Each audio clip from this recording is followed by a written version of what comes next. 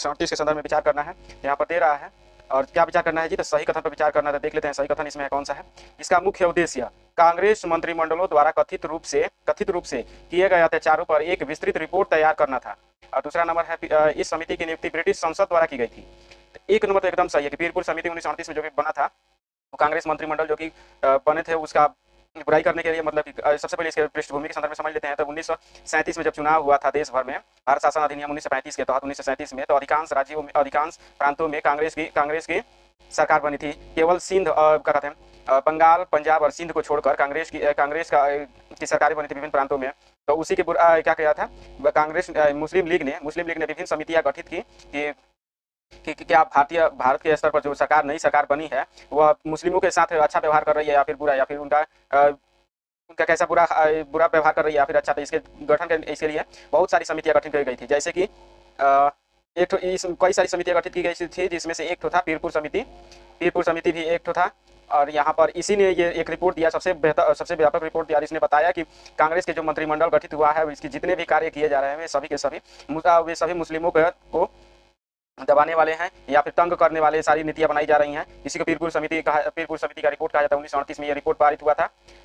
1938 में ये रिपोर्ट प्रकाशित हुआ था। इसी समिति के पीरपुर समिति के ही रिपोर्ट का हवाला देते हुए 1939 में द्वितीय विश्व युद्ध के कारण आईएनसी ने भारतीय राष्ट्रीय कांग्रेस ने जब इस्तीफा दिया, विभिन्न प्रांतों से जब इस्तीफा दे दिया सरकार से, तब मुस्लिम लीग ने मुक्ति दिवस मनाया था। क्यों जी? मुक्ति दिवस इसीलिए मनाया था कि जो अत्याचारी आईएनसी की सरकार बनी है वह मुस्लिमों का दमन नहीं करेगी, तो इसीलिए मुक्ति दिवस मनाया गया था।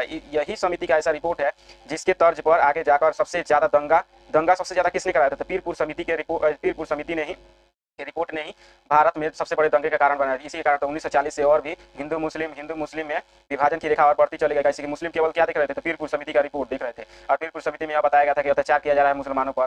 तो इसीलिए कहा जाता है सबसे प्रसिद्ध यह रिपोर्ट है पीरपुर समिति का रिपोर्ट। यहाँ पर एक नंबर तो एकदम सही है कि मंत्रिमंडलों के अत्याचार आईएनसी के जो कांग्रेस के मंत्रिमंडल का अत्याचार से जुड़ा हुआ था। लेकिन दूसरा नंबर जो दे रहा ब्रिटिश संसद द्वारा, तो यह गलती है। ऐसी ब्रिटिश संसद द्वारा नहीं बल्कि यह मुस्लिम लीग के द्वारा गठित की गई थी। यह मुख्यतः मुस्लिम लीग के द्वारा गठित की गई थी। ऑप्शन नंबर एक सही, केवल एक सही है, तो ऑप्शन नंबर ए सही हो जाएगा। अब देख लेते हैं नेक्स्ट क्वेश्चन है सबसे पहले उपर्युक्त में से कितने कांग्रेस के लाहौर अधिवेशन के बाद सविनय अवज्ञा की योजना का समर्थन करने वाले दल हैं? मतलब सविनय 1929 में जो सविनय अवज्ञा आंदोलन शुरू हुआ था 1930 में, सविनय अवज्ञा आंदोलन जिसको सिविल डिसोबीडियंस मूवमेंट बोलते हैं, सीडीएम जिसको बोलते हैं, जो शुरू हुआ था उसमें से ऐसा नहीं था कि सभी दलों ने इसको समर्थन दिया हो, बल्कि कांग्रेस ने पहले शुरू किया था महात्मा गांधी के नेतृत्व में। लेकिन सभी दलों ने, भारत के सभी राष्ट्रवादी दलों ने या फिर भारत के सभी राजनीतिक दलों ने इसका समर्थन नहीं किया था सीडीएम का। यहाँ पर कौन कौन सी ऐसी पार्टियां जिन्होंने समर्थन नहीं किया था? तो जस्टिस पार्टी भी एक थी, जिसको जो कि दक्षिण भारत में सक्रिय थी, मद्रास के क्षेत्र में जस्टिस पार्टी या फिर न्याय पार्टी जिसको बोलते हैं, जिसका जन्म पेरियार ने दिया था। और मुस्लिम लीग तो समर्थन कैसे कर सकती है? मुस्लिम लीग भी इसके विरोधी ही थी। और हिंदू महासभा, एक अचंभा की बात है कि हिंदू महासभा भी सविनय अवज्ञा आंदोलन के पक्ष में नहीं था। सविनय अवज्ञा आंदोलन के पक्ष में नहीं था हिंदू महासभा भी, अर्थात तीनों के तीनों जो थे सविनय अवज्ञा आंदोलन के पक्ष में नहीं थे। तो ऑप्शन नंबर सी सही हो जाएगा। सॉरी, यहाँ पर पक्ष में नहीं थे और यहाँ पर पूछ रहा है कि समर्थन करने वाली थी। क्या दे रहा है यहाँ पर? योजना का समर्थन करने वाली थी। और यहाँ पर हम लोग का देखना तो तीनों के तीनों तो समर्थन करने वाली थी, मतलब विपक्षी थी। ये नहीं होगा, ऑप्शन नंबर डी हो जाएगा। कोई भी ऐसा नहीं था जो कि समर्थन कर रहा था सविनय अवज्ञा आंदोलन का। आप देख लेते हैं नेक्स्ट क्वेश्चन, 53 नंबर क्वेश्चन। निम्नलिखित में से किस अधिनियम के तहत अपने क्षेत्राधिकार में संघीय लोक सेवा आयोग और प्रांतीय लोक सेवा आयोगों की स्थापना की सिफारिश की गई? तो ये देख लेना कि एक तरह से देख सकते हैं कि यूपीएससी के गठन की बात कब की गई थी जी? यूपीएससी और जेपीएससी। तो यहाँ पर सही आंसर हो जाएगा ऑप्शन नंबर सी। भारत शासन अधिनियम 1935 में यूपीएससी और जेपीएससी के गठन की सिफारिश की गई थी। यूपीएससी एवं JPSC joint public service commission, जिसमें राज्यों के लोक सेवकों को सिविल सर्वेंट्स के नियुक्ति की बात की सिफारिश की जाती है। तो यहाँ पर सी नंबर सही हो जाएगा। आप देख लेते हैं नेक्स्ट क्वेश्चन।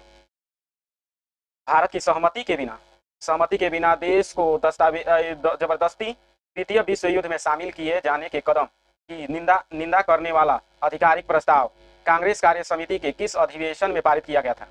तो कौन सा अधिवेशन बना था जी? यहाँ पर जो एक तरह से इसको शॉर्ट फॉर्म में समझे तो द्वितीय विश्व युद्ध में, जब द्वितीय विश्व युद्ध शुरू हुआ तो भारत सरकार का उपनिवेश होने के नाते सबसे पहले तो 3 सितंबर को विश्व युद्ध शुरू हुआ था। उसमें से ब्रिटेन भी जो था, यूके जो था, वह युद्ध में कूद पड़ा पोलैंड के पक्ष में। जब यह यूके चला गया तो ऑटोमेटिक से ही वायसराय ने, भारत के वायसराय ने तो कह दिया कि चूंकि हम यूके, भारत जो है यूके का ही उपनिवेश है, तो भारत भी युद्ध में शामिल हो गया और भारतीय सैनिकों को क्या कहते हैं यूरोप में लड़ने के लिए भेज दिया, तृतीय विश्व युद्ध में शामिल कर लिया ऑटोमेटिक। इसी के विरोध में कांग्रेस ने इसकी निंदा करने के लिए कि हमें युद्ध में शामिल नहीं होना, और क्यों शामिल नहीं होना, इसकी निंदा करने के लिए जो रिपोर्ट प्रस्तुत की थी, जो अधिवेशन का निंदा करने के लिए कौन सा अधिवेशन थी जी, तो यहाँ पर सही आंसर हो जाएगा ऑप्शन नंबर बी, वर्धा अधिनियम। वर्धा अधिवेशन में हुआ था, जहाँ पर वर्धा में क्यों जी, तो महात्मा गांधी वहीं पर रहते थे उस समय तक। सविनय अवज्ञा आंदोलन के बाद महात्मा गांधी कहाँ चले गए थे, तो वर्धा में, और वर्धा में ही रहे और वहीं पर, इसीलिए यहाँ पर वर्धा अधिवेशन हुआ और यहाँ पर द्वितीय विश्व युद्ध में शामिल होने की निंदा की गई राष्ट्रवादियों द्वारा। देखते हैं नेक्स्ट क्वेश्चन। वर्धा में अखिल भारतीय राष्ट्रीय शिक्षा सम्मेलन 1937 के तहत बुनियादी शिक्षा के लिए एक राष्ट्रीय योजना तैयार करने के लिए किस समिति की स्थापना की गई थी? कौन सी ऐसी समिति थी जी? यहाँ पर दे रहा है राधाकृष्णन समिति, जाकिर हुसैन समिति, हटोग समिति या फिर खेर समिति। यहाँ पर सही आंसर हो जाएगा option number B, Zakir Hussain समिति गठित की गई थी 1937 में। कहाँ रहे थे जी? वर्धा अधिनियम एक तरह से देख सकते हैं कि 1937 में महात्मा गांधी कहाँ पर थे, तो वर्धा में, और वहीं पर महात्मा गांधी जी ने शिक्षा के विकास के लिए एक विशेष समिति गठित की थी। अब वर्धा में कुछ अपने शिक्षा के विकास के लिए कुछ विचार रखे थे महात्मा गांधी जी ने, उसी को कार्य रूप देने के लिए एक समिति गठित की गई और सुधारों के लिए वैज्ञानिक रूप देने के लिए तो वहाँ पर समिति गठित की गई थी, तो जिसको वर्धा समिति बोलते हैं, वर्धा सम्मेलन में। तो यहाँ पर इसके अध्यक्ष कौन थे जी? तो डॉक्टर जाकिर हुसैन, जो कि बाद में जाकर भारत के राष्ट्रपति बन गए। वर्धा प्रस्ताव काफी प्रसिद्ध है, तो ध्यान में रख सकते हैं। आप देखते हैं नेक्स्ट क्वेश्चन। निम्नलिखित में से किस संगठन का उद्देश्य औपनिवेशिक शासन को उखाड़ फेंकने और उसके स्थान पर संयुक्त भारत के एक संघीय गणराज्य की स्थापना के लिए एक सशस्त्र क्रांति का आयोजन था? ये तो एकदम आसान क्वेश्चन है कि मतलब कि कौन सा ऐसा संगठन था जो कि भारत में जो कि औपनिवेशिक शासन को पूर्णतः शक्ति से समाप्त करना चाहता था? तो यहाँ पर गदर पार्टी भी लग सकता है, यहाँ पर अनुशीलन समिति भी लग सकता है, आजाद हिंद फौज भी लग सकता है, लेकिन सही आंसर हो जाएगा option number D, Hindustan Republican association. जब असहयोग आंदोलन समाप्त हुआ, NCM जिसको नॉन कोऑपरेशन मूवमेंट बोलते हैं, इसको समाप्त होते हैं जितने भी युवा थे वे अब अहिंसा और सत्यवादिता से रुष्ट होकर कहाँ अब क्रांतिकारी होने लगा, क्रांतिकारी होकर हिंदुस्तान रिपब्लिकन एसोसिएशन गठित कर दिया और कह दिया कि ब्रिटिश सरकार से ही धन लूटकर ब्रिटिश सरकार से ही और उसी के विरोध में उपयोग करेंगे और उसको पदच्युत कर देंगे, देश से औपनिवेशिक शासन को उखाड़ फेंकेंगे। तो इसके लिए हिंदुस्तान रिपब्लिकन एसोसिएशन काम कर रहा था। यहाँ पर ये सभी संगठन भी ऐसे ही थे, लेकिन ये कहाँ पर थे जब आप विदेश में थे।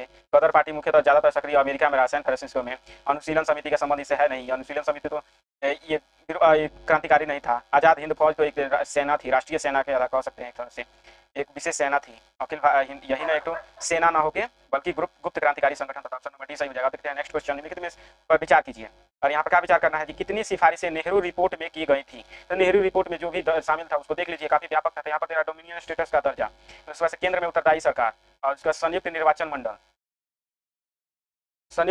मंडल, और उसके बाद से है भाषाई आधार पर प्रांतों का गठन, तो यहाँ पर ये जितने भी ये ऑप्शन दिए हुए हैं चारों के चारों सही हैं। डोमिनियन स्टेटस का दर्जा मांगा गया था इस समय डोमिनियन स्टेटस का दर्जा मांगा गया था, और यह भी धमकी दी गई थी कि यदि इस बार डोमिनियन स्टेटस का दर्जा 1929 तक नहीं मिल जाता है तब पूर्ण स्वराज की मांग की जाएगी। इससे डोमिनियन स्टेटस का दर्जा जब मांगा जाता तो कई सारे राष्ट्रवादी भी इससे नाराज थे कि तो डोमिनियन स्टेटस का दर्जा तो हम लोग 1906 से मांग रहे हैं।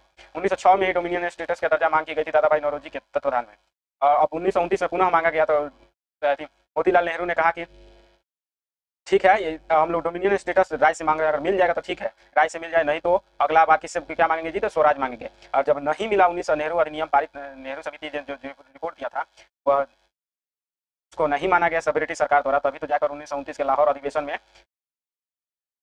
लाहौर अधिवेशन में जवाहरलाल नेहरू ने पूर्ण स्वराज की मांग कर दी। यहाँ पर एक नंबर सही है। दूसरा नंबर भी केंद्र में उत्तरदायी सरकार की मांग की गई थी। संयुक्त निर्वाचन मंडल अर्थात पृथक निर्वाचन प्रणाली जो कि मुस्लिमों के लिए, मुस्लिम और सिखों के लिए अलग अलग रखी गई थी, उसको एक जगह रखने की बात की गई। भाषाई आधार पर प्रांतों के गठन की सिफारिश की गई। चारों के चारों सही, तो ऑप्शन नंबर डी सही हो जाएगा। अब देख लेते हैं नेक्स्ट क्वेश्चन। भारत सरकार अधिनियम 1935 के तहत उपबंधित संघीय विधानसभा के संदर्भ में विचार कीजिए। संघीय विधानसभा के संदर्भ में विचार करना है। यहाँ पर दे रहा है संघीय विधानसभा के सदस्य मंत्रियों के विरुद्ध अविश्वास प्रस्ताव ला सकते थे। संघीय विधानसभा के सदस्य जो थे मंत्रियों के विरुद्ध अविश्वास प्रस्ताव ला सकते थे। और इसके बाद से है, और यहाँ पर है संघीय विधानसभा का कार्यकाल 3 वर्ष का था, और इसके बाद से है संघीय विधानसभा के सभी सदस्य जनता द्वारा प्रत्यक्ष रूप से चुने जाते थे। और यहाँ पर सही कथन पूछा जा रहा है, और तरीका क्या है जी? सही कथन का चयन करना है, और तरीका क्या है? केवल 1, केवल 2, सभी 3, कोई नहीं। यहाँ पर देख सकते हैं कि इधर से अगर गलती ही काटना शुरू करें, सबसे पहले तरीका क्या हो रहा है, सभी सदस्य जनता द्वारा प्रत्यक्ष रूप से चुने जाने थे। कभी ये संभव है कि ब्रिटिश सरकार सभी सदस्यों को प्रत्यक्ष रूप से चुने जाने की अनुमति दे दे, तो उसके औपनिवेशिक शासन का अर्थ ही क्या रह जाएगा, शोषण कर ही कैसे पाएंगे, तो एक सरासर गलती है, सभी सदस्य लगा दिया है। और यहाँ पर दे रहा है संघीय विधान सभा का कार्यकाल 3 वर्ष का, 3 वर्ष का किससे हो सकता है, तो सरासर गलती है, 2 नंबर गलती है, लेकिन 1 नंबर सही है। मंत्रियों के विरुद्ध अविश्वास प्रस्ताव लाया जा सकता है, तो ऑप्शन नंबर एक सही हो जाएगा, एक सही हो जाएगा, तो ऑप्शन नंबर केवल एक ए सही हो जाएगा। अब देख लेते हैं नेक्स्ट क्वेश्चन।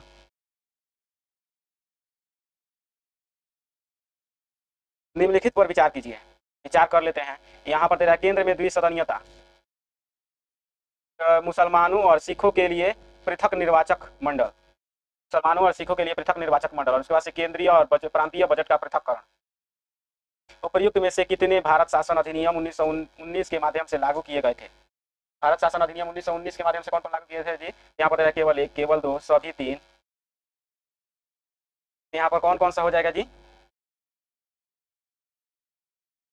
यहाँ पर केंद्र में द्विसदनीयता, तो केंद्र में इस समय द्विसदनीयता नहीं थी, बल्कि प्रांतों में द्विसदनीयता थी, तो यहाँ पर 1 नंबर गलती है। दूसरा नंबर दे रहा है मुसलमानों और सिखों के लिए पृथक निर्वाचन मंडल, एकदम सही है।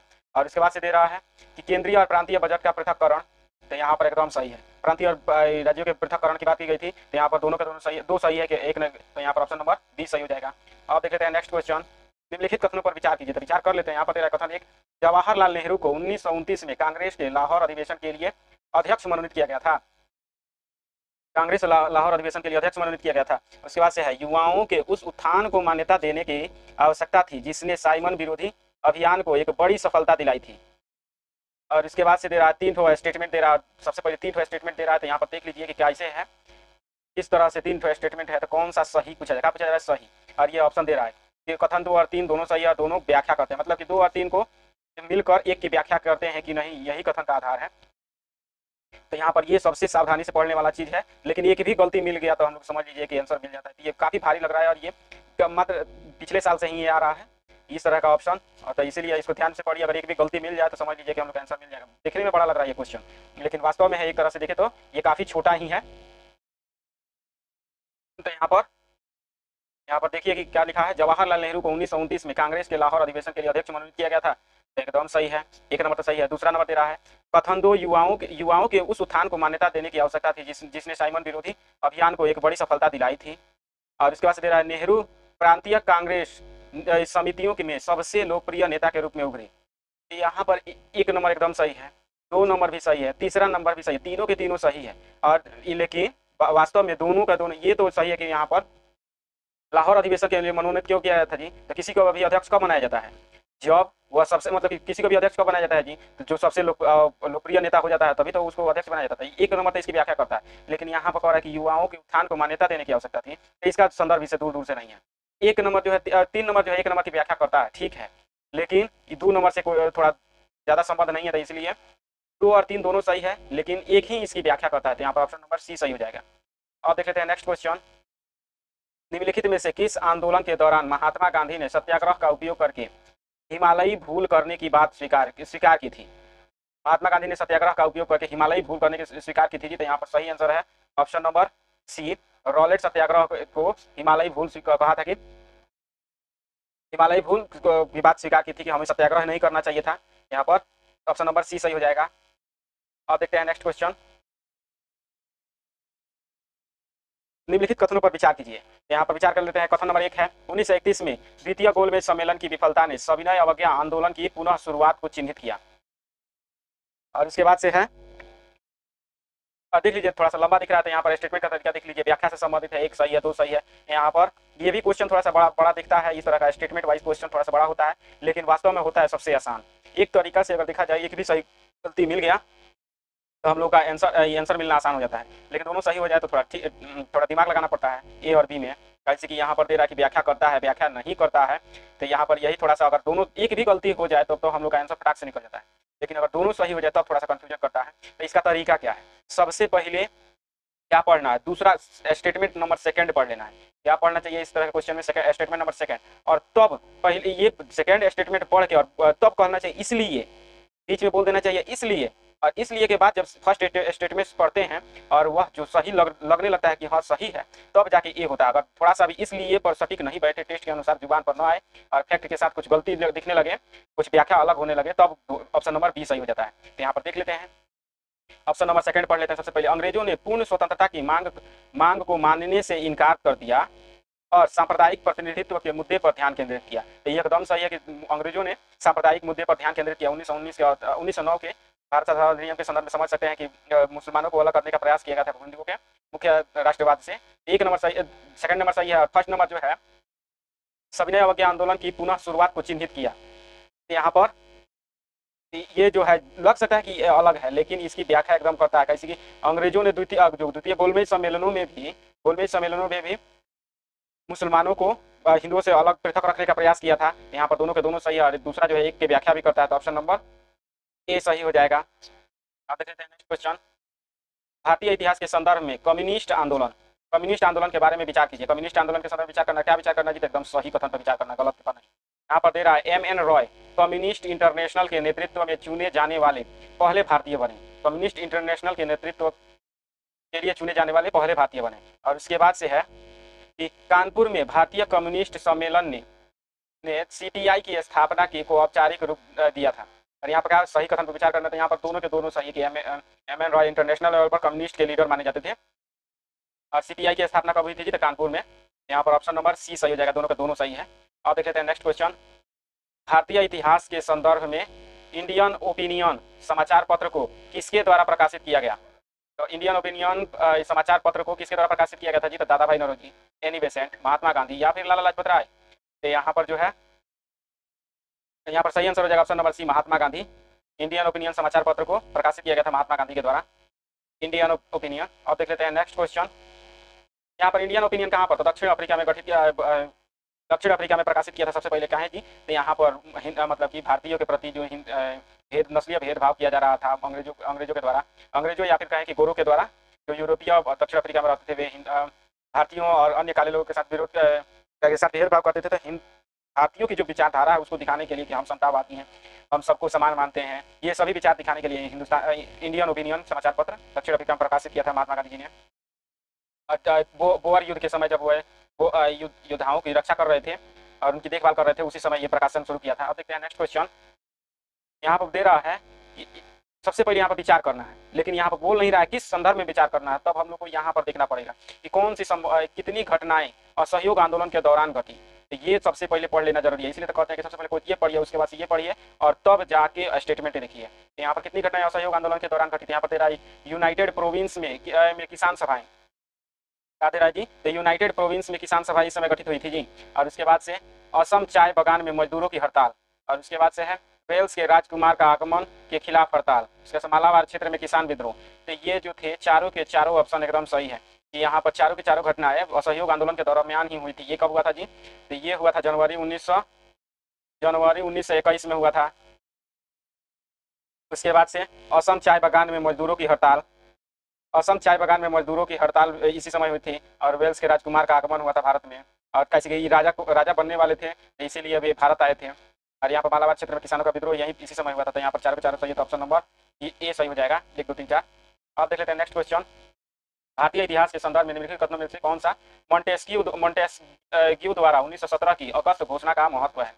यहाँ पर क्या देखना है जी? तो 1917 की अगस्त घोषणा का क्या महत्व है, यही दिखाना है। यहाँ पर दे रहा है, युद्ध संबंधी प्रयासों में भारतीय योगदान को मान्यता देता है, युद्ध संबंधी प्रयासों में भारतीय योगदान को मान्यता देता है। इसे स्वशासन की मांग राजद्रोही नहीं रही, स्वशासन की मांग जो थी राजद्रोही नहीं रही थी। इसने लोकमान्य तिलक सहित अन्य राजनीतिक कैदियों को रिहा कर दिया। उसके बाद से इसने रॉलेट एक्ट को निरर्थक घोषित कर दिया, रॉलेट एक्ट को निरर्थक घोषित कर दिया। यहाँ पर सही आंसर हो जाएगा ऑप्शन नंबर बी, इसने स्वशासन की मांग राजद्रोही नहीं रही, इसमें स्वशासन की मांग जो थी राजद्रोही नहीं रही थी। तो यहाँ पर ऑप्शन नंबर बी सही हो जाएगा। आप देख लेते हैं नेक्स्ट क्वेश्चन, 1945 के भारतीय आम चुनावों के दौरान कांग्रेस ने निम्नलिखित में से कौन से मुद्दे उठाए? भारत शासन अधिनियम के दरमियान कांग्रेस ने कौन से मुद्दे उठाए थे जी? यहाँ पर दे रहा है कि 1942 के आंदोलन का क्रूर दमन, कांग्रेस ने कौन से मुद्दे उठाए थे जी 1945 में? तो यहाँ पर दे रहा है क्रूर दमन। उसके बाद से भारतीय संविधान सभा में मुसलमानों और हिंदुओं का समान प्रतिनिधित्व। उसके बाद से दे रहा भारतीय राष्ट्रीय सेना के युद्धबंदियों का भाग्य। और यहाँ पर क्या विचार करना है जी? तो सही उत्तर का चयन करना है। सही उत्तर का चयन करना। और कैसे दे रहा है तो एक केवल एक, एक दो, एक दो, एक तीन और एक केवल तीन। तो यहाँ पर जो है एक नंबर तो एकदम सही है कि 1942 में जो क्रूर दमन हुआ था राष्ट्रवादियों का और आंदोलनकारियों का, उनका क्रूर दमन का मुद्दा उठाया गया था कि ब्रिटिश सरकार ने क्रूरता से दमन किया है, इसीलिए हम लोग को वोट दीजिए। और दूसरा नंबर जो दे रहा है कि मुसलमान समान प्रतिनिधित्व का मुद्दा अभी नहीं उठाया गया था जी। समान प्रतिनिधित्व का मुद्दा तो वहाँ पर बेबल प्लान में आया था जी। दूसरा नंबर गलती है। और थर्ड नंबर दे रहा भारतीय राष्ट्रीय सेना की युद्धबंदियों का भाग एकदम सही है। जो भारतीय राष्ट्रीय सेना के जो भी सैनिक जो थे, जो सुभाष चंद्र बोस के साथ युद्ध लड़ रहे थे, उनको कैदी गिरफ्तार करके जेल में डाला गया था, तो उनको रिहा करवाने के लिए, उनका भविष्य तय करवाने के लिए का भी मुद्दा उठाया जा रहा था कि हम लोग अगर जीत जाएंगे तो उनको छुड़ा देंगे। तो यही मुद्दा उठाकर वोट मांगा जा रहा था। यहाँ पर एक और तीन, तीनों दोनों सही है, तो ऑप्शन नंबर सी सही हो जाएगा। अब देख लेते हैं नेक्स्ट क्वेश्चन। यहाँ पर जो है, यहाँ पर दे रहा है ब्रिटिश काल के दौरान स्थापित विभिन्न समितियों के संदर्भ में विचार कीजिए। ब्रिटिश काल के दौरान जो स्थापित किया गया था समितियां, तो उसके संदर्भ में विचार करते हैं। यहाँ पर दे रहा है सर सिडनी रॉलेट समिति 1918 ने प्रेस की स्वतंत्रता पर कड़े प्रतिबंध लगाने की सिफारिश की थी जी। सेवा से दे रहा है तेज बहादुर सप्रू की अध्यक्षता में गठित प्रेस समिति की सिफारिश पर 1908 और 1910 के प्रेस अधिनियम निरस्त कर दिए गए। और इसके बाद से दे रहा है कि यहाँ पर इतना बड़ा ऑप्शन, इतना बड़ा क्वेश्चन है, तो यहाँ पर देख लेते हैं सही कथन पूछा जा रहा है। और तरीका क्या है, केवल तीन, एक दो और तीन, एक और दो, और इसके बाद से है केवल एक। तो यहाँ पर देख लेते हैं कौन कौन सा सही है जी। सही कथन पूछा जा रहा था, एक नंबर एकदम सही है। सर सिडनी समिति, सर सिडनी रॉलेट की समिति 1918 ने प्रेस की स्वतंत्रता पर कड़े प्रतिबंध की सिफारिश की थी। तो यहाँ पर इसलिए तो रॉलेट एक्ट को सबसे क्रूर कानून में से एक माना जाता है। सबसे क्रूर कानून, भारत का सबसे क्रूर कानून जितने भी बने उनमें से एक रॉलेट एक्ट को वो माना जाता है, जिसके अध्यक्ष सर सिडनी रॉलेट थे। और इसके बाद से दे रहा सर तेज बहादुर सप्रू की अध्यक्षता में गठित प्रेस समिति की सिफारिश पर 1908 और 1910 के प्रेस अधिनियम निरस्त कर दिए गए। दूसरा नंबर भी सही है। और थर्ड नंबर दे रहा है कि संविधान सभा द्वारा तैयार किए गए मौलिक अधिकारों के आलोक में प्रेस कानूनों की जांच के लिए मार्च 1947 में प्रेस जांच समिति का गठन किया गया था जी। तो यहाँ पर तीसरा नंबर भी सही है, प्रेस की जांच के लिए प्रेस जांच समिति का गठन किया गया था। तो यहाँ पर तीनों के तीनों सही है, तो ऑप्शन नंबर एक, दो और तीन, तीनों के तीनों ऑप्शन नंबर डी सही हो जाएगा। अब देख लेते हैं नेक्स्ट क्वेश्चन। 1835 के प्रेस अधिनियम के संदर्भ में विचार करना था। विचार कर लेते हैं 1835 का प्रेस अधिनियम क्या कहता है। यहाँ पर दे रहा है इसने भारत में प्रेस पर सेंसरशिप की नीति शुरू की थी जी। 1835 का अधिनियम कह रहा है कि सेंसरशिप की, प्रेस पर सेंसरशिप। उसके बाद से इसमें पहली बार एक यह आवश्यक किया गया कि प्रशासक को मुद्रण और प्रकाशक को मुद्रण और प्रकाशन के लिए प्रयुक्त परिसर का सटीक विवरण देना होगा। यहाँ पर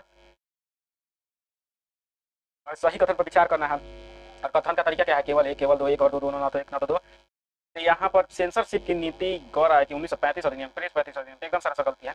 इसका संबंध यहाँ से नहीं है, बल्कि 1799 में ही से ही प्रेस की सेंसरशिप की बात की जा रही थी। सेंसरशिप ऑफ प्रेस एक्ट कब आया था जी, तो 1799 में ही आया था कि प्रेस पर सेंसरशिप लगाया गया था। तो एक नंबर गलती है, लेकिन दूसरा नंबर एकदम सही है कि सटीक विवरण देने के लिए निर्देश दिया गया था। तो केवल दो सही है, तो ऑप्शन नंबर बी सही हो जाएगा, केवल दो। अब देख लेते हैं नेक्स्ट क्वेश्चन।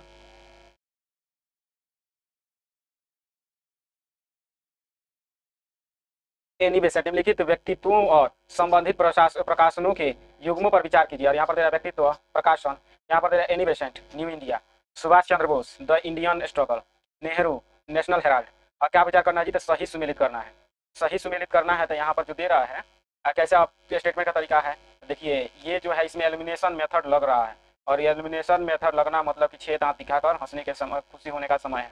कैसे एक भी सही गलती हम लोग का मिल गया तो हम लोग का आंसर पक्का है निकल जाएगा। देख लेते हैं कौन कौन सा सही है। तो यहाँ पर दे रहा है कि एनी बेसेंट का प्रकाशन किसने किया था जी, तो एनी बेसेंट ने न्यू इंडिया का प्रकाशन किया था। तो ये जो है एकदम सरासर गलती है, सॉरी ये सही है।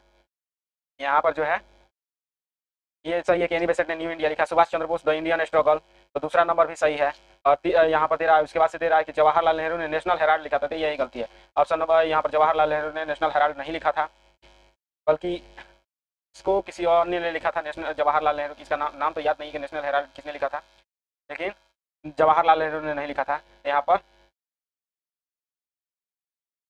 सॉरी शायद अब इसके संदर्भ में हम ऐसी नहीं है, एक और दो तो सही है। अब देख लेते हैं नेक्स्ट क्वेश्चन, इसके संदर्भ में हम आंसर क्लियर नहीं करेंगे।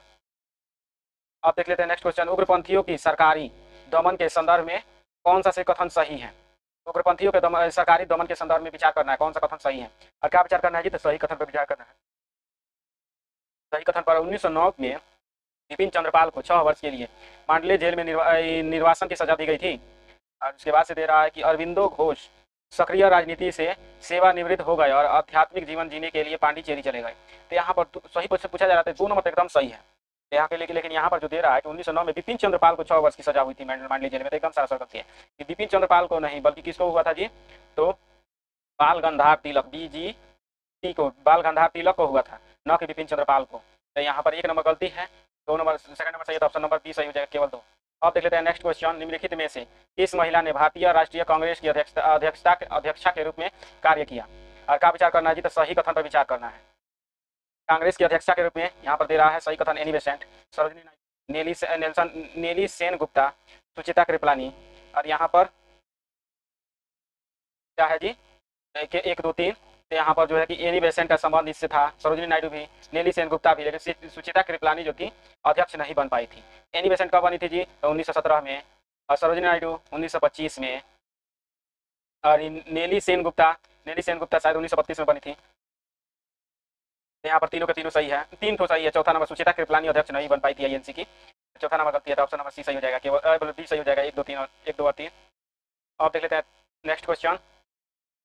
भारतीय महिला संघ 1917 के संदर्भ में विचार कीजिए। और क्या विचार करना है जी, तो यहाँ पर इसका एक उद्देश्य बाल विवाह को समाप्त करना और महिलाओं के लिए सम्मति की आयु को बढ़ाकर 16 वर्ष करना था।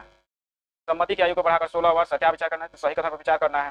और क्या दिया, एनी बेसेंट ने महिलाओं की राजनीतिक अधिकारों की मांग के लिए संघ का प्रतिनिधित्व किया।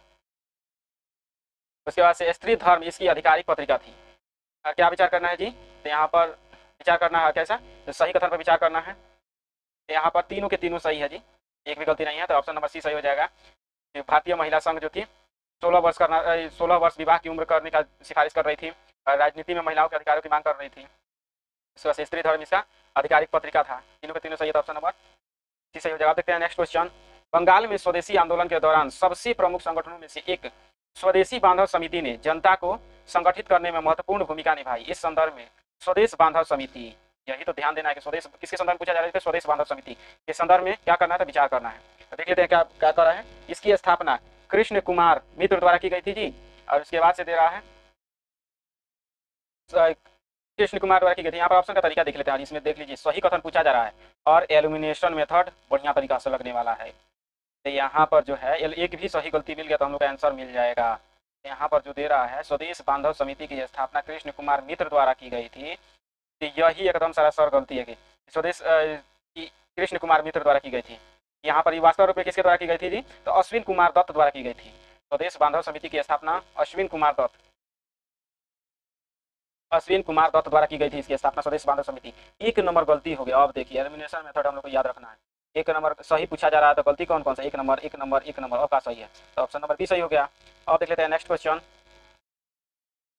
नेक्स्ट क्वेश्चन है निम्नलिखित क्रांतिकारी गतिविधियों को कालानुक्रमिक क्रम में व्यवस्थित कीजिए।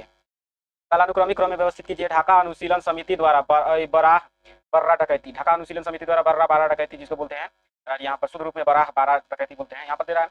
सेकंड नंबर है राष्ट्र बिहारी बोस और सचिन सन्याल द्वारा लॉर्ड हार्डिंग पर बम से हमला किया गया था। उसके बाद से है युगांतर क्रांतिकारी साप्ताहिक का शुभारंभ।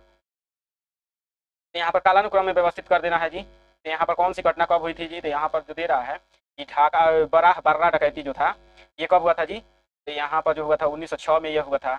उसके बाद से यहाँ पर युगांतर साप्ताहिक पत्रिका युगांतर जो था 1906 में प्रकाशित हुआ था, 1906 में, और बर्रा डकैती 1908 में हुआ था। और ये लॉर्ड हार्डिंग पर बम, दिल्ली बम कांड जिसको बोलते हैं, ये कब हुआ था जी, तो 1912 को हुआ था। सबसे पहले कौन, तो 3 नंबर, उसके बाद से 1 नंबर, उसके बाद से 2 नंबर घटना हुई थी। देख लेते हैं कैसे दिया हुआ है कि नहीं। 3 1 2, तो ऑप्शन नंबर 3 1 2 सही दिया, तो ऑप्शन नंबर सी सही हो जाएगा। अब देख लेते हैं नेक्स्ट क्वेश्चन। यहाँ पर तेरा निम्नलिखित में से कौन जिम्मरमैन योजना के केंद्रीय उद्देश्य को सर्वोत्तम रूप से दर्शाता है। जिम्मरमैन योजना के केंद्रीय उद्देश्य को दर्शाता है। यहाँ पर जो दे रहा है कि भारतीय राष्ट्रवाद के लिए एक अंतर्राष्ट्रीय प्रेस अभियान तैयार करना। और इसके बाद से है यहाँ पर प्रथम विश्व युद्ध के दौरान डोमिनियन स्टेट के दर्जे के लिए ब्रिटेन के साथ बातचीत करना। इस तरह से भारत के तत्कालीन वायसराय की हत्या की योजना बनाना। इस तरह से भारत में सशस्त्र विद्रोह के लिए विदेशी सहायता और हथियार हासिल करना। तो यहाँ पर जो है यहाँ पर 3 नंबर भी सही है कि विदेशी सहायता हासिल करना ही इसका मुख्य लक्ष्य था। जिम्मरमैन योजना का लक्ष्य था। अब देख लेते हैं नेक्स्ट क्वेश्चन। द्वितीय विश्व मतलब जो विश्व युद्ध चल रहा था उसी के दरमियान कहा गया था कि विदेशी सहायता प्राप्त करके और भारत से उपनिवेशवाद को समाप्त करने की बात की गई थी जिम्मरमैन योजना में। अब देख लेते हैं नेक्स्ट क्वेश्चन। प्रथम विश्व युद्ध में यह पारित प्रथम विश्व युद्ध में ही किसके द्वारा शुरू किया गया था? तो गदर पार्टी के द्वारा। ये ध्यान रख सकते हैं कि गदर पार्टी के सदस्यों द्वारा इसको शुरू किया गया था। अब देख लेते हैं next question 77 number. Akhil Bharatiya मुस्लिम लीग के संदर्भ में विचार करना है। और कैसा विचार करना है जी? तो सही कथन पर विचार करना है मुस्लिम लीग के संदर्भ में। और कैसा कथन स्टेटमेंट का टाइप है? केवल एक, केवल दो, सभी तीन, कोई नहीं। तो देख लेते हैं यहाँ पर जो दे रहा है, ढाका में अखिल भारतीय मुस्लिम शैक्षिक सम्मेलन के वार्षिक अधिवेशन में हुई थी जी मुस्लिम लीग की स्थापना। और उसके बाद से दे रहा है कि नवाब सलीमुल्लाह लीग के प्रथम अध्यक्ष थे। और उसके बाद से लीग के संगठनात्मक नियमों और संविधान को ग्रीन बुक नामक एक दस्तावेज में संकलित किया गया था जी। और स्टेटमेंट का तरीका क्या है जी? तो केवल एक, केवल दो, सभी तीन, कोई नहीं। तो यहाँ पर जो दे रहा है एक नंबर एकदम सही है। इसकी स्थापना ढाका में अखिल भारतीय मुस्लिम शैक्षिक सम्मेलन के वार्षिक अधिवेशन में की गई थी। एक नंबर सही है। लेकिन दूसरा नंबर गलती है कि यहाँ जो थी नवाब सलीमुल्लाह लीग के प्रथम अध्यक्ष थे। इसके सहायक थे सलीमुल्लाह, लेकिन यहाँ पर अध्यक्ष नहीं थे। यहाँ पर नवाब अध्यक्ष नहीं बने थे, सलीमुल्लाह बने थे लेकिन नवाब नहीं थे उस समय। यहाँ पर दूसरा नंबर सही है। और इसके बाद से दे रहा है लीग के संगठनात्मक नियमों और संविधान को ग्रीन बुक नामक एक दस्तावेज में संकलित किया था। तो तीसरा नंबर एकदम सही है। तो 1 और 3 सही है, तो ऑप्शन नंबर बी सही हो जाएगा, केवल 2 सही है स्टेटमेंट। और देख लेते हैं नेक्स्ट क्वेश्चन। भारतीय परिषद अधिनियम 1909 मिंटो मार्ले सुधार के निम्नलिखित प्रावधानों पर विचार कीजिए। अब यहाँ पर दे रहा है इंपीरियल लेजिस्लेटिव काउंसिल और प्रांतीय विधान परिषदों में निर्वाचित सदस्यों की संख्या कम कर दी गई। उसके बाद से दे रहा है वायसराय की कार्यकारी परिषद में एक भारतीय की नियुक्ति की जानी थी। उसके बाद से है विधान मंडलों को प्रस्ताव पारित करने, प्रश्न और अनुपूरक प्रश्न पूछने और बजट में अलग अलग मदों पर मतदान करने की शक्तियां दी गई थी जी। और क्या विचार करना है? तो सही कथन पर विचार करना है। यहाँ पर जो है, यहाँ पर तरीका क्या है जी ऑप्शन देने का? तो केवल एक, केवल दो, सभी तीन और कोई नहीं। तो यहाँ पर जो है कि एक यहाँ पर दे रहा है इंपीरियल लेजिस्लेटिव काउंसिल और प्रांतीय विधान परिषद में निर्वाचित सदस्यों की संख्या कम कर दी गई थी। एकदम सरासर गलती है। भारतीय परिषद में संख्या बढ़ाई गई थी, ना कि कम की गई थी। तो 1 नंबर गलती हो गया। और दूसरा नंबर जो दे रहा है, दूसरा नंबर एकदम सही है। एक भारतीय की नियुक्ति की जाने लगी भारतीय वायसराय की कार्यकारी परिषद में। और उसके बाद से है विधान मंडलों में को प्रस्ताव पारित करने, प्रश्न और अनुपूरक प्रश्न पूछने का, बजट में अलग अलग मदों पर मतदान करने की शक्ति दी गई। तो तीसरा नंबर भी सही है। 2 और 3 सही है, इसीलिए ऑप्शन नंबर बी सही हो जाएगा, केवल 2। और देख लेते हैं नेक्स्ट क्वेश्चन। 79 नंबर क्वेश्चन है, BR अम्बेडकर के राजनीतिक संगठनों के संदर्भ में निम्नलिखित में से कौन सा से सही है? सही कथन पर विचार करना है। यहाँ पर किसके संदर्भ में? तो BR अम्बेडकर के संदर्भ में। यहाँ पर दे रहा है 1926 में अम्बेडकर जो थे अखिल भारतीय दलित वर्ग संघ के अध्यक्ष चुने गए थे 1926 में। उसके बाद से जो है नेक्स्ट है 1936 में उन्होंने स्वतंत्र मजदूर पार्टी की स्थापना की थी। और इसके बाद से है 1942 में, जुलाई 1942 में उन्होंने अनुसूचित जाति महासंघ की स्थापना की थी। और सही कथन पर विचार करना है। 2 नंबर और 3 नंबर एकदम सही है कि उन्होंने 1936 में स्वतंत्र मजदूर पार्टी की स्थापना की थी और 1942 में अनुसूचित जाति महासंघ की स्थापना की थी। लेकिन 1 नंबर जो दे रहा है अखिल भारतीय दलित वर्ग संघ का अध्यक्ष चुना गया था, तो एकदम सरासर गलती है। इसके अध्यक्ष कौन चुने गए थे? इसके अध्यक्ष MC राजा चुने गए थे। MC राजा इसके अध्यक्ष चुने गए थे। और उपाध्यक्ष थे अम्बेडकर जो थे उपाध्यक्ष या VCP का है वाइस चेयरपर्सन थे, ना कि चेयरपर्सन थे। 1 नंबर गलती है, 1 नंबर गलती है। दूसरा और तीसरा सही। और सही कथन पर पूछा जा रहा है। तो यहाँ पर अब देखिए एलिमिनेशन मेथड से भी इसको बना सकते थे। 1 नंबर गलती, 1 नंबर गलती, 1 नंबर गलती, केवल ऑप्शन नंबर सी सही हो जाएगा। 2 और 3 सही है। अब देखते हैं नेक्स्ट क्वेश्चन। एकजुट बंगाल एक शक्ति है। क्या जी? तो एकजुट बंगाल जो एक शक्ति है। विभाजित बंगाल को कई अलग अलग तरीकों से प्रभावित किया जा सकता है। उपयुक्त कथन 1905 में बंगाल विभाजन के संदर्भ में दिया गया था। यह कथन निम्नलिखित में से किसके द्वारा दिया गया था? एकजुट बंगाल के संदर्भ में किसके द्वारा दिया गया था? यहाँ पर दे रहा है विलियम्स। तो यहाँ पर ज़्यादा थोड़ा सा टफ क्वेश्चन, अगर थोड़ा सा भी पता नहीं है तो ये एक तरह से मान सकते हैं कि टफ क्वेश्चन है, बहुत ही ज़्यादा टफ क्वेश्चन है। और ये ऐसा फैक्चुअल है, ये जो है फैक्चुअल है, थोड़ा सा साधारण किताबों में मिलना काफ़ी कठिन है। लेकिन फिर भी NCERT में, पूरा ओल्ड NCERT में इसके संदर्भ में दिया हुआ है। हर्बर्ट होप रिजले ने बंगाल के संदर्भ में यह सब कहा था। और यही जो था फिर कब कहा था जी? तो 1901 में कहा था। ये अलग अलग तरीकों से बंगाल को कई अलग अलग तरीकों से विभाजित किया जा सकता है। तो इसी के संदर्भ में हर्बर्ट होप रिजले जो कि गृह सचिव थे, इन्होंने कहा था। यही जाके 1905 के बंगाल विभाजन का आधार बना। और यही तर्क बदल दिया। भले ही कर्जन ने तर्क बदल दिया, लेकिन सहारा किसका लिया था? तो हर्बर्ट होप रिजले के तर्कों का ही सहारा लेकर इसको बंगाल का विभाजन किया था। तो ऑप्शन नंबर डी सही हो जाएगा। देख लेते हैं नेक्स्ट क्वेश्चन। नेक्स्ट है निम्नलिखित नेताओं में से किसने कभी भी किसी वार्षिक कांग्रेस अधिवेशन की अध्यक्षता नहीं की थी। और क्या पूछा जा रहा था, सही कौन से ऐसे जो थे नेता जो थे किसी भी कांग्रेस अधिवेशन की अध्यक्षता नहीं की थी, तो तिलक थे, एकदम सही है। तिलक किसी भी कांग्रेस अधिवेशन देख लीजिए कहीं पर भी अध्यक्ष नहीं बने हैं। गोपाल कृष्ण गोखले, तो यहाँ पर जो दे रहा है कि गोपाल कृष्ण गोखले जो अध्यक्ष नहीं थे, एकदम सरासर गलती है। ऐसे ये जो थे 1905 के बनारस अधिवेशन के अध्यक्ष गोपाल कृष्ण गोखले ही बने थे, और इसी में स्वदेशी आंदोलन के संदर्भ में प्रस्ताव पारित हुआ था। यहाँ पर एम जी रानाडे एकदम सही है कि ये कभी अध्यक्ष नहीं बन पाए। अरविंद घोष भी अध्यक्ष नहीं बन पाए। तो यहाँ पर 1, 3 और 4 तीनों के तीनों सही, तो ऑप्शन नंबर देख लीजिए ए ही दिया हुआ है, तो option number 1, 3, 4 option number A ही हो जाएगा। आप देखते हैं नेक्स्ट क्वेश्चन, फिरोज शाह मेहता के संदर्भ में विचार करना। फिरोज शाह मेहता के संदर्भ में विचार करना, क्या विचार करना है जी, तो सही कथनों पर विचार करना है फिरोज शाह मेहता के संदर्भ में। यहाँ पर उन्होंने 1890 में भारतीय राष्ट्रीय कांग्रेस के कोलकाता अधिवेशन की अध्यक्षता की थी। भारतीय राष्ट्रीय कांग्रेस के कोलकाता अधिवेशन की अध्यक्षता की थी। और उसके बाद दे रहा है बॉम्बे नगर निगम में अपने कार्यों के लिए उन्हें बॉम्बे में नगरपालिका शासन के जनक के रूप में जाना जाता था। बॉम्बे में नगरपालिका शासन के जनक के रूप में जाना जाता था जी। और उसके बाद से है और इसके बाद से है उन्होंने 1910 में अंग्रेजी समाचार पत्र द बॉम्बे क्रॉनिकल की स्थापना की थी। तो यहाँ पर ये भी सही है, ये दोनों के दोनों सही है। 1 नंबर भी सही है कि भारतीय राष्ट्रीय कांग्रेस से कोलकाता अधिवेशन की अध्यक्षता की थी, और बॉम्बे नगर निगम के लिए उन्होंने बॉम्बे में नगरपालिका का शासन का जनक कहा जाता था। तीनों के तीनों सही है, तो ऑप्शन नंबर ए सही हो जाएगा, सही कथन पूछा जा रहा था। अब देखते हैं नेक्स्ट क्वेश्चन, स्वदेशी आंदोलन के संदर्भ में नंदलाल बोस और प्रफुल्ल चंद्र रॉय जीवन के किन क्षेत्रों में सफल रहे। स्वदेशी आंदोलन के संदर्भ में नंदलाल बोस और प्रफुल्ल चंद्र रॉय किन क्षेत्रों में सफल रहे। यहाँ पर दे रहा है राजनीति और इंजीनियरिंग में, कला और विज्ञान में, इंजीनियरिंग और खेल में, सिविल सेवा और राजनीति में। तो यहाँ पर सही आंसर हो जाएगा option number B. Nandlal Bose जो थे चित्रकार, मुख्य रूप से किससे संबंधित थे जी, तो कला के क्षेत्र में चित्रकार थे। और उन्होंने मूल संविधान की प्रति जो है उसमें डेकोरेशन, जितने भी सजावट या फिर फूल पत्तियां बनाई गई थी, उनको बनाने का काम नंदलाल बोस ने किया। तब नंदलाल बोस तो भारत के मतलब कि रविन्द्रनाथ टैगोर के शिष्य ही माने जाते हैं। रविन्द्रनाथ टैगोर भी तो एक कलाकार ही थे, चित्रकार भी थे। रविन्द्रनाथ टैगोर तो उनके शिष्य माने जाते हैं नंदलाल बोस। अब देखते हैं नेक्स्ट क्वेश्चन, निम्नलिखित वायसरायों को उनके कार्यकाल के कालक्रम के अनुसार व्यवस्थित कीजिए। वायसरायों को उनके कालक्रम के अनुसार और सही कथन पर विचार करना है।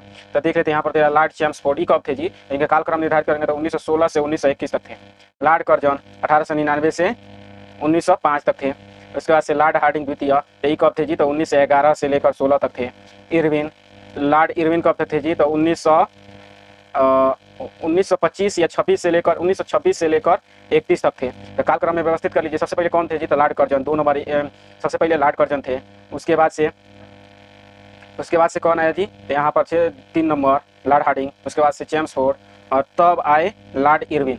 तो यहाँ पर 2, 3, 1, 4, तो यहाँ पर देख लेते हैं 2, 3, 1, 4 किसमें दिया हुआ है जी, तो यहाँ पर ऑप्शन नंबर सी सही है, और 2, 3, 1, 4। आप देख लेते हैं नेक्स्ट क्वेश्चन, 20वीं शताब्दी के में प्रारंभ वैनगार्ड नामक साहित्यिक उपकरण निम्नलिखित में से किस नेता के एक उग्र वामपंथी दल से संबंधित था। वो उग्र वामपंथी दल से संबंधित है। यहाँ पर दे रहा वरिंद्रनाथ घोष, जयप्रकाश नारायण, M.N. रॉय, सचिन सान्याल।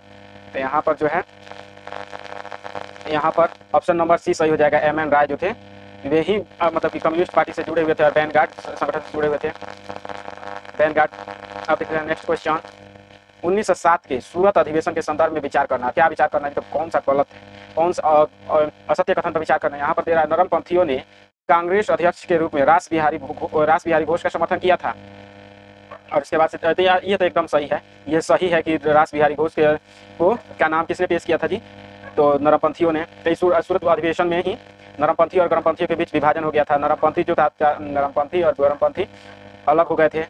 तो गरमपंथी चाहते थे कि पूरे देश भर में स्वदेशी आंदोलन फैले, और वहीं पर ये नरमपंथी चाहते थे कि बंगाल का भी मुद्दा है तो बंगाल में केवल रहे। और आंदोलन के तरीके को लेकर भी विवाद था, और अध्यक्ष को लेकर तो सबसे ज्यादा विवाद था। अध्यक्ष मानते थे, नरमपंथी कहते थे कि 1907 के सूरत अधिवेशन में, और नरमपंथियों ने कहा कि अध्यक्ष कौन बनेगा, तो रास बिहारी घोष बनेंगे, और गरमपंथियों ने कहा कि अरविंद घोष बनेंगे। इसीलिए विवाद उत्पन्न हो गया और सूरत फूट हो गया। यहाँ पर 1 नंबर सही है, लेकिन क्या पूछा जा रहा है, गलती पूछा जा रहा था। गलती कौन सा चुनना है। यहाँ पर कांग्रेस नेताओं के बीच विभाजन के समय गोपाल कृष्ण गोखले गरमपंथियों के समर्थन में थे, यही गलती हो जाएगा। कैसी गोपाल कृष्ण गोखले जो थे ये तो प्रखर नरमपंथी थे। कौन थे जी, तो नरमपंथी थे, ना कि गरमपंथी थे। तो दूसरा नंबर गलती, यही गलती हो जाएगा, और गलत कथन पर ही विचार करना, तो ऑप्शन नंबर बी सही हो जाएगा। अब देख लेते हैं नेक्स्ट क्वेश्चन, मद्रास प्रेसिडेंसी में जस्टिस पार्टी के संदर्भ में विचार करना। किसके संदर्भ में, तो जस्टिस पार्टी के संदर्भ में विचार करना है। और क्या कितने कथन सही हैं, तो सही कथन पर विचार करना है। यहाँ पर दे रहा है इसका उद्देश्य शिक्षा और सार्वजनिक रोजगार में गैर ब्राह्मणों के हितों को बढ़ावा देना था, गैर ब्राह्मणों के हितों को बढ़ावा देना था। उसके बाद से दे रहा है यह पार्टी निरंतर कांग्रेस विरोधी और ब्रिटिश सरकार के प्रति निष्ठावान बनी रही थी। उसके बाद से है 1917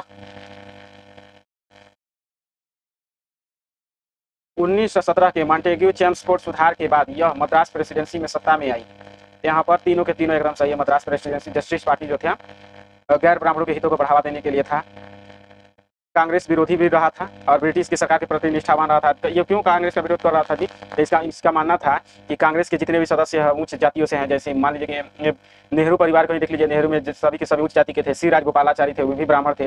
मतलब जितने प्रमुख नेता माने जाते थे उस समय कांग्रेस में सभी ज़्यादातर बड़े जातियों के थे।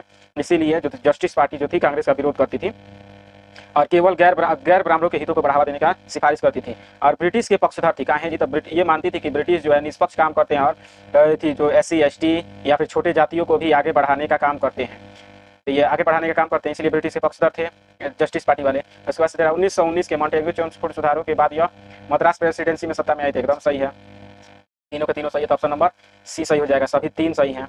अब देख लेते हैं नेक्स्ट क्वेश्चन। 1911 में आयोजित दिल्ली दरबार के संदर्भ में निम्नलिखित कथनों पर विचार कीजिए। दिल्ली दरबार के संदर्भ में विचार करना है और यहाँ पर यह दे रहा है यह एकमात्र ऐसा दरबार था जिसमें तत्कालीन ब्रिटिश सम्राट ने व्यक्तिगत रूप से भाग लिया था और उसे औपचारिक रूप से भारत का सम्राट घोषित किया गया था। देख लीजिए, ज़्यादा बड़ा क्वेश्चन हो जा रहा है, ज़्यादा बड़ा क्वेश्चन है तो ऑप्शन देख लेते हैं पहले। सही कथन पूछा जा रहा है, इसमें कोई दिमाग लगने वाला नहीं है, जितना आएगा उतना ही बनाना है, तो ऑप्शन देखने का इसमें फायदा नहीं है। मतलब ये जब दिख जाए कि इस तरह से क्वेश्चन पूछा हुआ है तो ऑप्शन पूरा कथन पढ़ लेने के बाद ही देखना चाहिए। लेकिन जहाँ जो एलिमिनेशन मेथड लगने वाला 1 2 2 3 ऐसे करके दिया हो तो स्टेटमेंट देखना काफ़ी आसान हो जाता है, काफ़ी बेहतर हो जाता है। तो यहाँ पर देख लेते हैं एक नंबर, यहाँ पर जो दे रहा है यह एकमात्र ऐसा दरबार था जिसमें तत्कालीन ब्रिटिश सम्राट ने भाग लिया था और उसे औपचारिक रूप से भारत का सम्राट घोषित किया गया था जी। तो यह एक नंबर एकदम सही है। यहाँ पर लग सकता है कि ये गलती है, कैसे कि यहाँ एक तो जो दिल्ली दरबार लगा था, सॉरी आयोजन हुआ था 1878 में भी, तो उसमें महारानी एलिजाबेथ को भारत की साम्राज्ञी घोषित किया गया था, भारत की साम्राज्ञी घोषित किया गया था महारानी एलिजाबेथ को, लेकिन जो था दिल्ली दरबार नहीं था। तो यहाँ पर ऑप्शन नंबर ये तो एकदम सही है कि प्रथम दिल्ली दरबार था 1911 में। अब देखते हैं इसके बाद से है इसी दरबार के दौरान बंगाल विभाजन को रद्द करने की घोषणा की गई थी, तो 2 नंबर भी एकदम सही है। 1905 में बंगाल विभाजन हो रहा था जिसके विरोध में क्रांतिकारी और नरमपंथी दोनों विरोध कर रहे थे। क्रांतिकारी बम फेंक कर विरोध कर रहे थे, जबकि नरमपंथी जो थे वे विचारों से तर्क दे देकर विरोध कर रहे थे। इसी के लिए 1911 में बंगाल विभाजन को रद्द किया गया था। तो दूसरा नंबर सही है। तीसरा नंबर दे रहा है इस दरबार में भारतीय राष्ट्रीय कांग्रेस के सभी नेताओं ने समान रूप से भाग लिया था। अभी देखिए भाग के लिए ले सकते हैं, रास बिहारी घोष तो बम फेंकने चले गए थे।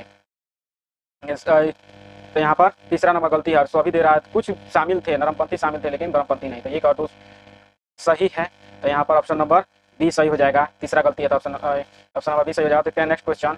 एनी बेसेंट की गिरफ्तारी और होम रूल लीग के दमन के विरोध में 1917 में किसने अपनी नाइटहुड की उपाधि त्याग दी थी? तो यहाँ पर नाइटहुड की उपाधि त्यागने वाले S सुब्रमण्यम अय्यर थे और ये जो थे एनी बेसेंट के प्रखर समर्थक थे, सबसे बड़े समर्थक माने जाते हैं S सुब्रमण्यम अय्यर।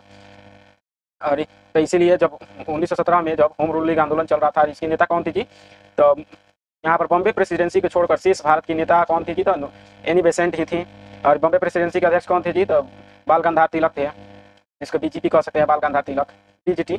तो इसके अध्यक्ष मुंबई प्रेसिडेंसी और मध्य भारत के अध्यक्ष कौन थे जी? तो बाल गंगाधर तिलक। और शेष पूरे भारत के अध्यक्ष कौन थी? तो एनी बेसेंट। लेकिन 1917 में जब इन्होंने पूरे देश का भ्रमण करना शुरू किया और जगह जगह पर सभाएं की, तो जिसके कारण एनी बेसेंट को गिरफ्तार कर लिया गया और उनके प्रमुख सहयोगों को भी गिरफ्तार कर लिया, जिसके कारण S सुब्रमण्यम अय्यर जो थे मद्रास के ही थे, उन्होंने अपने नाइटहुड की उपाधि त्याग दी थी।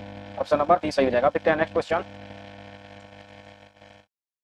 नेक्स्ट क्वेश्चन में है इसने भारतीय, अब कुछ व्यक्तित्व के बारे में दे रहा है और उन व्यक्ति की पहचान यहाँ पर दे रहा है। इस भारतीय राष्ट्रवादी नेता को ब्रिटिश पत्रकार वैलेंटाइन चिरोल ने भारतीय अशांति का जनक, अब देखिए अब तो ये जैसे ही मिल गया, इसे इधर कुछ पढ़ने का जरूरत ही नहीं है। तो यहाँ पर जैसे ही मिला कि वैलेंटाइन चिरोल ने भारतीय अशांति का जनक, तो ये तो 5वीं क्लास से ही SST का जब पिता पढ़िए तो मिल जाएगा, भारतीय अशांति के जनक बाल गंगाधर तिलक। तो ऑप्शन नंबर डी सही हो जाएगा, 90 का डी। अब देख लेते हैं नेक्स्ट क्वेश्चन। यहाँ पर दे रहा है कौन गदर पार्टी से जुड़े थे? गदर पार्टी से जुड़े थे और सही कथन पर विचार करना है। यहाँ पर दे रहा है सोहन सिंह भाकना, भाई परमानंद, विष्णु गणेश पिंगले, तारानाथ दास। यहाँ पर जो थे सभी के सभी सदस्य जो थे प्रत्येक सभी के सभी सदस्य गदर पार्टी से जुड़े हुए थे। तो ऑप्शन नंबर कौन सा सही हो जाएगा? तो option number 1, 2, 3, 4, option number C सही हो जाएगा। अब देख लेते हैं नेक्स्ट क्वेश्चन। अलीपुर बम कांड के संदर्भ में निम्नलिखित कथनों पर विचार कीजिए। अलीपुर बम कांड के संदर्भ में विचार कर लेते हैं। अब कैसा विचार करना है जी? तो सही कथन पर विचार करना है। और तरीका क्या है देख लीजिए, तब देखने की जरूरत नहीं पड़ेगा। केवल 1, केवल 2 इस तरह से ऑप्शन है तो देखना क्या जरूरी है। आएगा तो बनेगा, नहीं आएगा तो नहीं बनेगा। तो अब यहाँ पर देख लेते हैं, यहाँ पर जो दे रहा है यह उस घटना से संबंधित था जिसमें खुदीराम बोस और प्रफुल्ल चाकी ने मजिस्ट्रेट किंग्सफोर्ड पर हत्या करने का प्रयास किया था। अलीपुर बम कांड तो एकदम सही। अलीपुर बम कांड यही था ही कि अलीपुर में बम बनाया जा रहा था और ये बमों को क्रांतिकारियों को हाथों में देकर और अंग्रेजों के विरुद्ध लड़ने के लिए भेजा जा रहा था। तो इस अलीपुर में ये बन रहा था, तो इसलिए इसको अलीपुर बम कांड बोला जाता है। कैसे कि अलीपुर में जितने भी क्रांतिकारी जो थे वे गुप्त रूप से बम बना रहे थे। और दूसरा नंबर तेरा, इस मामले में अरविंदो घोष को दोषी ठहराया गया था और आजीवन कारावास की सजा सुनाई गई थी। तो ये सरासर गलती है। कैसे कि अरविंदो घोष को मतलब कि उनको अभियुक्त बनाया गया, कहा गया कि इन्होंने दोष किया है, लेकिन ये जो थे बच निकले और इनको मतलब कि इनको बचा लिया भारतीय वकीलों ने। और यहाँ पर दूसरा नंबर गलती है। और तीसरा नंबर तेरा, चितरंजन दास ने मुकदमे के दौरान अरविंदो घोष का बचाव किया था। तो एकदम सही, चितरंजन दास ही इनके वकील थे अरविंदो घोष को। इसीलिए तो चितरंजन दास को राष्ट्रीय वकील का दर्जा दिया जाता है, कैसे कि अरविंदो घोष को इस समय बचाया था। तो यहाँ पर अरे आगे जाकर जब 1924 में मतलब कि जब असहयोग आंदोलन के दरमियान गांधी जी को गिरफ्तार किया गया था, उस समय भी बचाव पक्ष के वकील, मुख्य वकील अरविंदो घोष चितरंजन दास ही थे। यहाँ पर 1 और 3 सही है और 2 कथन सही है, तो ऑप्शन नंबर डी सही हो जाएगा। केवल 2 कथन सही है। अब देख लेते हैं नेक्स्ट क्वेश्चन। निम्नलिखित कथनों पर विचार कीजिए। और क्या विचार करना है जी? तो यहाँ पर जो दे रहा है, वे एक प्रमुख वकील थे, ट्रेड यूनियन लीडर और भारतीय राष्ट्रीय कांग्रेस के नेता थे। उसके बाद 1906 में उन्होंने स्वदेशी स्टीम नेविगेशन कंपनी की स्थापना की थी। अब देखिए, जैसे ही ये आ गया स्वदेशी स्टीम नेविगेशन कंपनी, अब आगे पढ़ने का कोई औचित्य नहीं रह जाता है, फिर भी पढ़ लेते हैं। कभी कभी उन्हें कपलोतिया तमिलन भी कहा जाता है, जिसका अर्थ है तमिल कर्णधार। तो यहाँ पर सही आंसर तो एकदम एथी हो गया है। यहाँ पर सही आंसर हो जाएगा option number A, V O. Chidambaram Pillai ने ये सब किया था।